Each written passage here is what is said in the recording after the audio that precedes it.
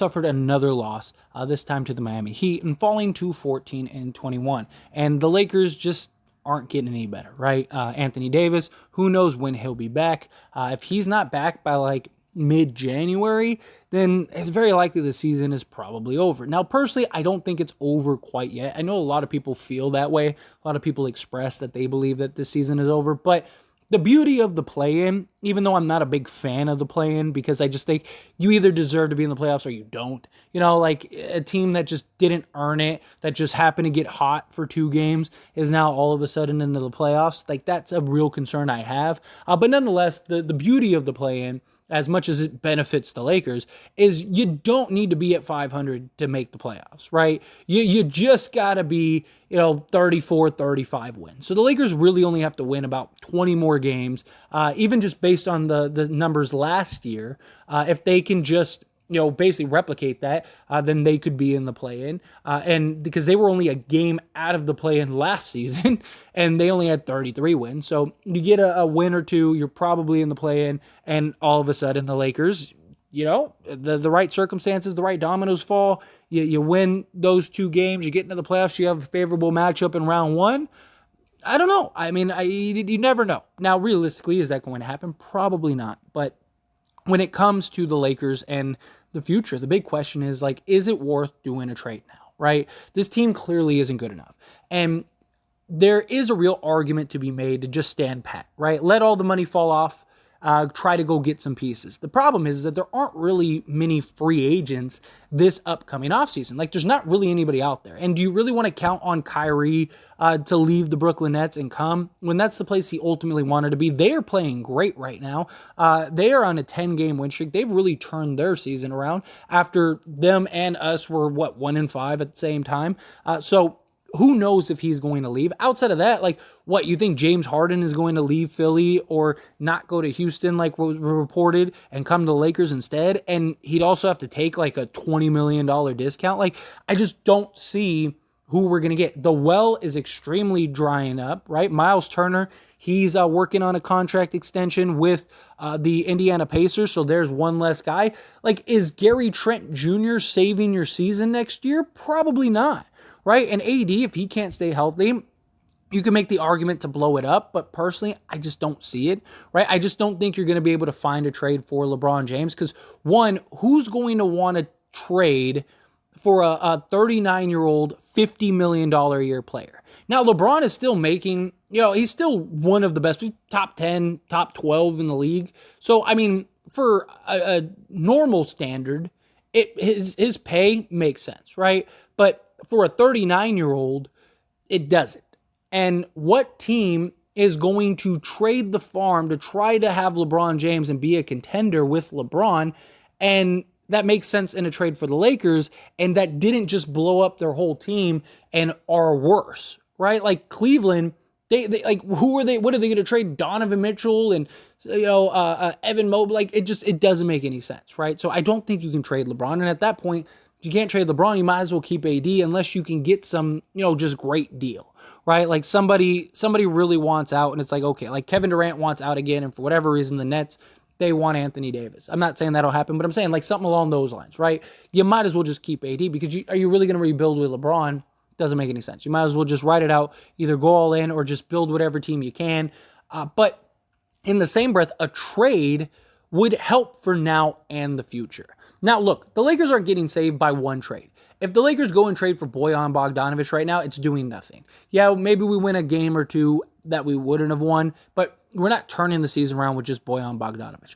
The Lakers need several moves. They need several players because we got a lot of guys. We got a lot of very good players, but none of them are starting level players. None of them are starting level talent. And when you don't have starting level talent, you're hoping that those guys that you would usually be role guys off the bench or maybe like your 5th guy on your starting lineup to be your 3rd, 4th, 5th best guy.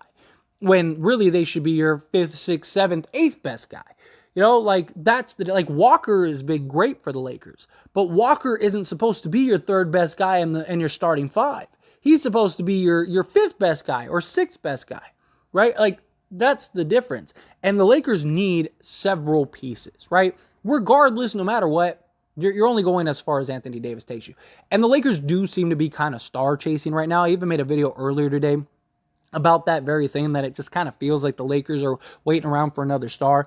If you want more in depth in that idea, then just check out the video. I'll even link it down in the description below. But sticking to this, like, right, Boyan, even Patrick Beverley, and or even if you trade for Miles Turner and Buddy Hield, like, those two alone aren't going to save you. Like, you need almost a whole roster turnaround. But that's why I believe that you can't make a trade just to make a trade, right? But I think you still, if you can find the right trade, you make that trade. Because it's not just about this season, it's about the next several seasons, right? Like, even if you can, like, even let's say, hypothetically speaking, let's say the Lakers don't win another game the rest of the year, right? But you could go do, like, say, the Hornets deal. I think you do that deal. Like, if you could get PJ Washington, Kelly Oubre, Terry Rozier, and Gordon Hayward, you do that. Because even if you don't win, like I said, another game this year, you're getting basically more than what you'd get in free agency.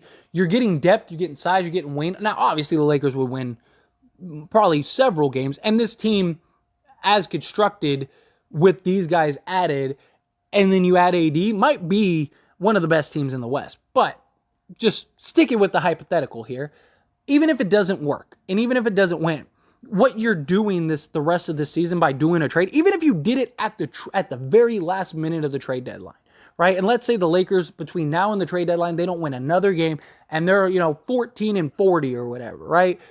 You still do the Hornets deal, or maybe like a Spurs deal or whatever, because what that does is these are going to be your players for the next several seasons, right? You're not doing this trade just to get rid of them at the end of the year, right? You're getting these guys for the next several years. So what you're doing, worst case scenario, is you're building that chemistry. You're building the development amongst the team. You're building the culture and the standard throughout this season. And then next season, you have a full offseason, you have a full training camp, and you have guys that have already gotten half a season of chemistry built.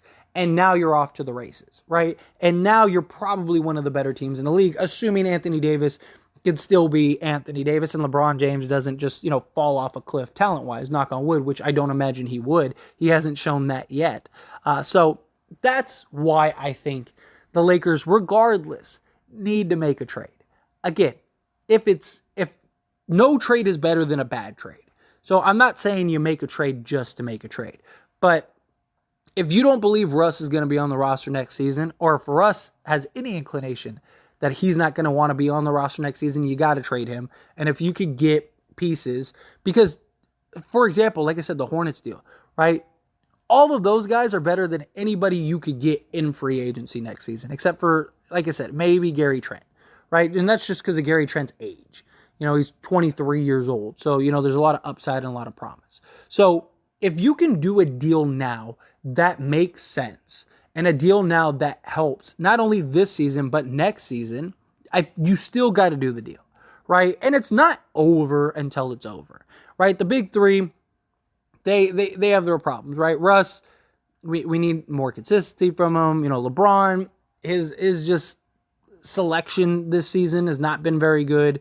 He's trying to do the best he can, but he hasn't been great this year either. I mean, he's had moments of brilliance, but especially early on, just him holding the ball and just, letting the clock wind down and then just making a bullet pass or jacking up a three. It's just, it's more of the IQ plays with him. And then Anthony Davis just can't stay healthy.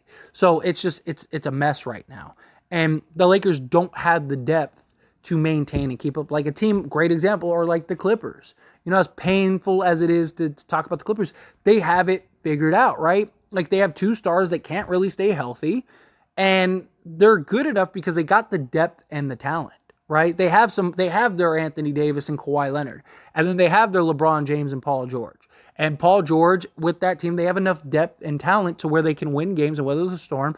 And then Kawhi is hopefully healthy come playoff time, and you have a real shot at winning a championship. That's what the Lakers need to look into doing, right? Like, we got LeBron James. He's going to play, 60 games a year. Okay, cool. We need to get the depth, and then whatever AD plays during the regular season is great. and we probably win more of those games than we lose. But hopefully he's healthy come playoff time, and then whether we're the 6th seed or the 1 seed, we have a real shot at winning a championship. That's what they need to look to.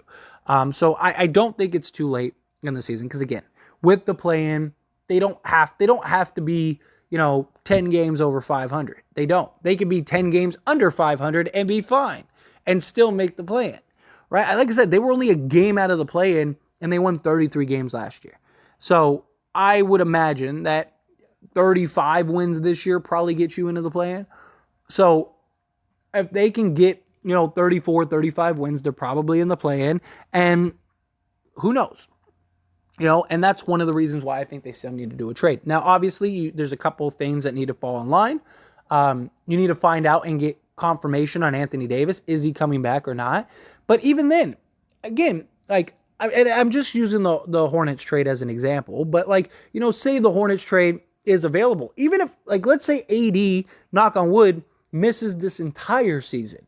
That's still a trade I think you should do, because it's a trade that gives you the depth and everything you need for next season, right? It gives you all the pieces you need for next season. So I think that that's something Lakers should look at. Or, again, the Spurs deal, something like that.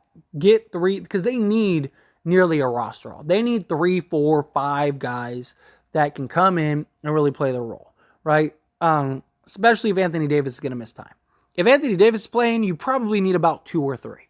If Anthony Davis can play at least 60 games a year, then you probably need about 2 to 3 legit guys.